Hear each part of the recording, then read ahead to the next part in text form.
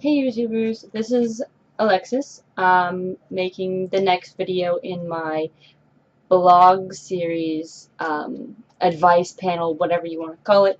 Um, and this time it's going to be on one particular subject, and that is becoming independent. I recently had an interesting discussion with somebody about someone that they knew that was having some issues adjusting to being independent. And when I say independent, I mean free from most of the help that you get from your parents or family members. Becoming self-sufficient and self-supporting is essentially what I'm talking about.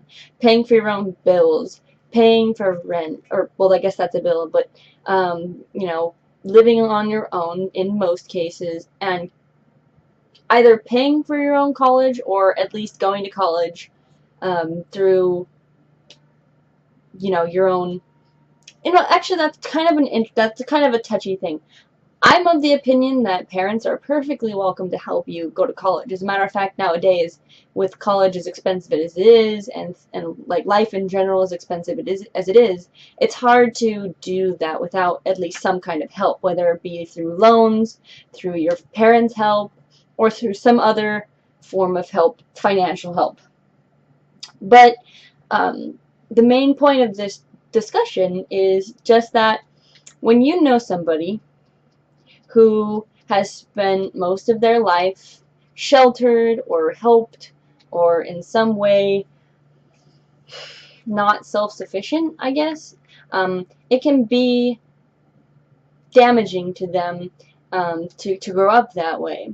Not that this is, of course, any kind of shot at parents who shelter their kids, but one thing to understand is that when somebody is like that, when they've been sheltered by their parents, when they've been given everything and handed everything, maybe not necessarily on a metaphorical silver spoon, but basically given the things that they need to succeed in life, they will turn out a few ways. A, they'll be super grateful, totally appreciative of everything that they're getting, and they'll realize that it's how much it's worth.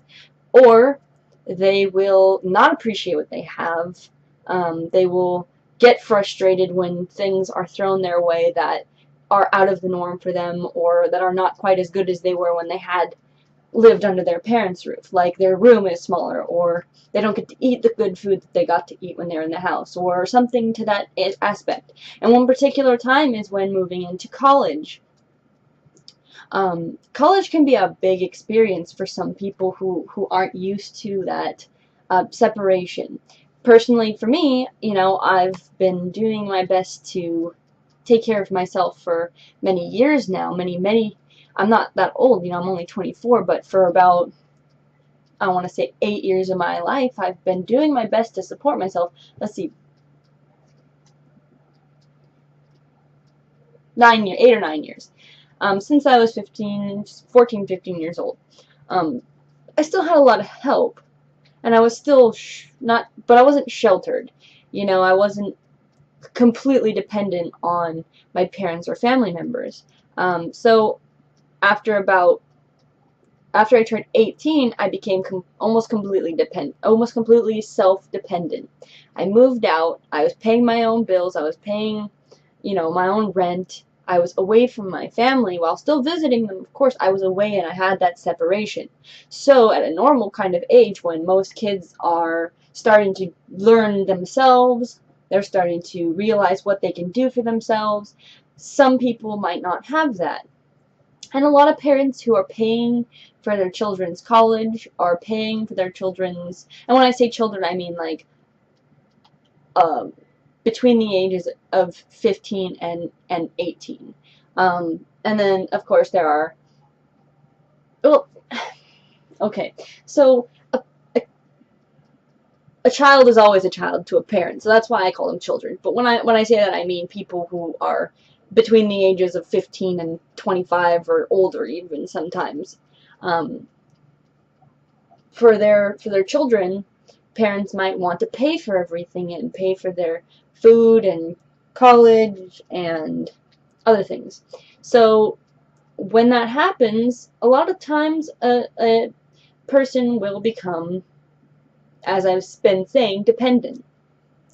So when they're thrust into, say, like a college dorm, or they're thrust into living off of, on campus somewhere, they might not necessarily be ready to, or they don't know how to cope with having to do things for themselves or having to think for themselves, because they're used to their parents thinking for them, their parents maybe cooking for them, paying all the bills for them, just basically doing everything that an adult does, but doing it for them, so they don't get used to it.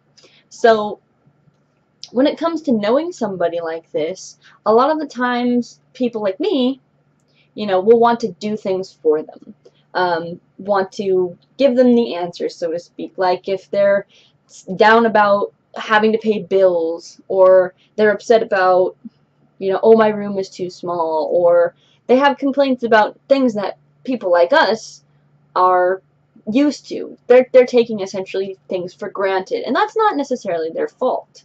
They just don't understand at this point in their lives because they've been handed things. And that doesn't make them bad people, it doesn't make them any less a useful member of society or anything like that. It just means that they're not used to it. So my advice to that person earlier, when they were asking me, was just let that person figure it out for themselves. They need to find a way to create their own support system, because at some point they're going to realize they don't have that person, their parent, to tell them what to do, to keep them on track, or to keep them motivated, or anything like that, like they had before. So the best thing that you can do for somebody like that is support them. Not answer them, not give them the answers, not tell them what to do, but simply support them in their decisions. And give them advice once in a while, It's not like it's not okay to say, hey, this is what I've done in my life that seemed to help me, maybe it'll help you. It's not giving them the answer, it's just giving them an example that they can build off of. Because just because you did it doesn't mean it's going to be the same if they do it that way. So you see, they have the guidelines, but they don't have the actual stepping stones to get to that guideline. They have to find that themselves, and they're going to stumble. There's going to be a lot of times when they stumble, and if you care about them, you can pick them right back up and say, hey, don't worry, try again, you can do it, and it's perfectly fine.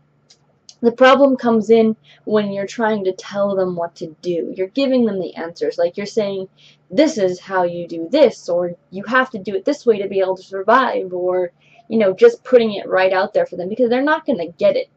They're just going to continue to rely on you for the answers, and for somebody who needs to become a part of society and become a part of the working world or the college world, that can be detrimental.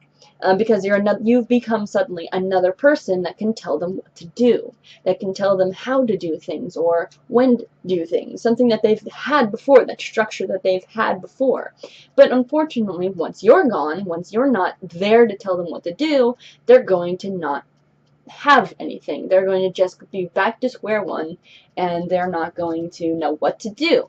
They're going to look for somebody else to tell them what to do, and there's not always going to be somebody there to tell them, hey, do it this way. So when they get that person who's going to say, figure it out yourself, they're going to be discouraged. They're going to be really discouraged, and they're not going to know what to do, because that person that doesn't know them, or doesn't realize that they've had this kind of life, isn't going to sit there and hold their hand, which is what they've come to expect or be used to. So, I guess in closing for that, it's that support is important, but hand-holding is detrimental to a person who needs to learn the world. So yeah, that's about it for that particular situation. And another situation I wanted to touch on, actually, for this video was women. Women, and this is absolutely in no way every woman in the world, every man in the world, not all like this. This is my observations of myself and what I've seen of a lot of women and a lot of men. Women handle things differently than men do. A lot of women will look deep into a subject or a phrase that someone might say to find different meanings that sometimes aren't actually there. I know I do it. I'm guilty of it, and I can't say that, and again, I can't say that all women are guilty of this, but I've noticed a lot of women do this. and men do it too, but not as frequently, I find, because men kind of tend to simplify answers and take what's on the surface, take things very literally, I guess. Again, not all men. Not all women, not all men. I can't stress that enough. This is just a very broad statement. For the men and the women that are like this, my advice, and this does sort of tie into it. I know it's hard to make the connection because none of you were there during the actual conversation, but this all ties in together in different ways. But what I find that helps me when I am at my wit's end, when I'm feeling down, when I'm feeling depressed, I'm feeling overwhelmed, what I do is I take a book of my notepaper and I write down what's frustrating me, and I write down as nasty or as good or as awful or as like dirty words if I want to use them, whatever. I write it down at however I'm thinking about it. And I write everything down as it comes to me, and whatever's been bothering me or whatever's been causing me stress, and I write it like a journal. And then when I'm done writing it down, and when I feel I've sufficiently vented into these papers that have probably been squished and spit on and cried on and like laughed on, I take it and I crumple it up and I either throw it away or I burn it. And the reason I do this, and this I think can help a lot of people, the reason I do this is because there's with a journal, you can go back and read things. You can go back and say, oh, on January 1st, 2012, I was feeling really upset about this one particular thing, and I really hated this one person for a little while, and blah, blah, blah, and they made me feel like shit, and they made me feel like I was nothing, and so I really wanted to hit them, but I couldn't because obviously blah, blah, blah. You get what I'm saying. And if you can go back and read that, it might bring up feelings that you were having, and you might re-spark that anger that you were having or that frustration that you were having. And I feel that when you burn it or when you get rid of it, you're kind of releasing it into the world. You're releasing it, you're getting rid of it, because that's what venting is. It's getting things off your chest.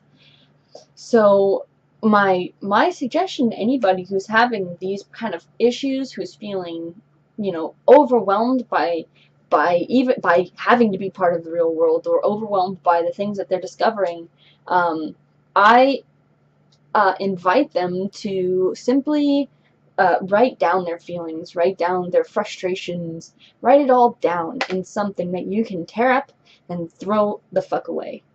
Because you're essentially throwing away those bad feelings and creating space for peace and tranquility, I guess. I know it's a little cheesy, but it really works for me. And this might not work for everybody. Some people might want to go into a place where they think that they'll be safe and scream into the air, or they might want to make a pillow shaped as a person and pin a picture and beat that pillow up a lot, and then take the picture and burn it and throw it away so that they can get that frustration if they have a particular person that they're frustrated with. Or some people read, some people paint, some people do therapeutic stuff. However, I also feel if you're doing therapeutic things, you're just calming yourself down. You're calming yourself down and making yourself not so frustrated, but you're not really getting the problem out there. You're not really getting your feelings out there. So that's why I kind of feel like the writing things down is going to be helpful for a lot of people. So that's kind of the way I'll tie that in together, is those people who are getting into real world situations, like having to move out of their parents' house, or having to start college, or having to start paying bills, or even some people who have been told that they have to get a job and they're not used to having a job. 15-year-olds, I think in California it's 15 years old to be able to get a provisional permit for working. Those people aren't going to be used to it, and it's going to be stressful. It's going to be very, very stressful, and you're going to want to feel like giving up, and you're going to want to feel like you're not worth it, or it was a mistake. Or some people will handle it really well, and they'll think that, hey, this is the greatest thing that ever happened to me. I know for me, I was like, yes, this is freaking hard as hell, but yes, I love having freedom. And the best thing to do is just talk to somebody. If you can't talk to somebody, write it down, like I said. So essentially, that's what this blog is all about. If you feel like you can't handle it, if you feel like it's going to boil over, just write it down, get it out there, you know. And hopefully after you've done all that, you've burnt your letter and you've burnt your pages, you'll feel better and you'll feel like you've actually had a chance to get it all out there. So I find that helps. Hopefully that'll help you guys. Anyway, that's pretty much it for this one. If you guys have any questions or comments, if you want to ask another question for me, go ahead and leave it in the comments below. And like always, please comment, or well, please like and subscribe. That's what it is. Please like and subscribe this video. And well, I guess you don't really subscribe to the video. Like the video and subscribe to me. It definitely helps me out. Lets me know that people are watching. Lets me know that these videos are worth doing. Blah blah blah. Anyway, yeah. So I will see you guys in the next video. Bye.